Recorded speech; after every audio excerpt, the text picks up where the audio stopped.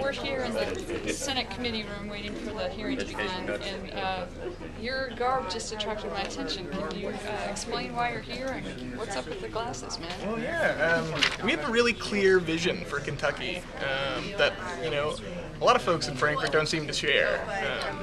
You know, we have a vision where, you know, we keep our promises to our children, and we have a state that has schools that are world class for every student, rather than you know, incredible opportunities for some, while others kind of persist in with challenges and setbacks. You know, we have a vision for Kentucky where it acts the way that we were brought up, where we see someone in need, you know, we're happy to help out rather than, you know, throwing people away. And we believe that not because it's the right thing to do, because it is, but also because, you know, we all share a common future here. And we also have a vision for Kentucky where, you know, we pay our bills in a fair way, namely through, you know, the use of, through HB 318, the Kentucky Forward Tax Plan, and, you know, finally, we also know that, you know, cutting government programs in a time of recession is a really poor idea. I was born in the late '80s, and I haven't seen a dime of any trickle-down economics yet. So what I have seen is folks be the first person in their family to graduate from college. And so I think we should pay more attention to the latter and less attention to the former. Great, thanks very much. And can you all give us your thoughts about why you're here and what today is all about? We're here to work out to a Kentucky and a nation and a society that more reflects our values and the future and the good of all people.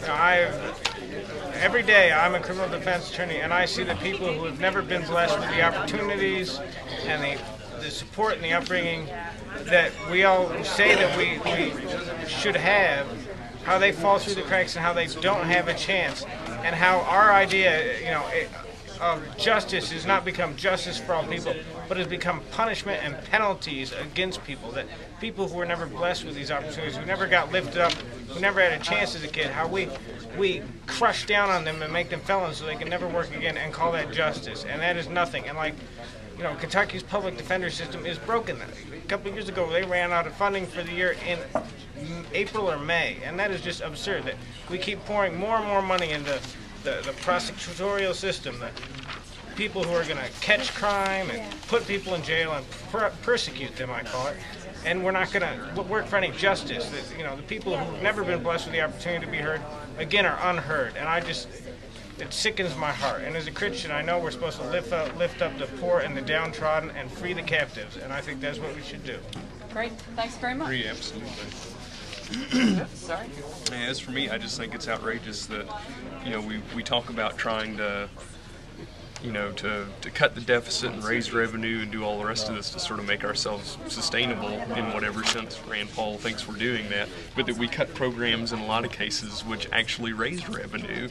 Recycling, I mean, which raises revenue in, you know, cities, counties, and for the state.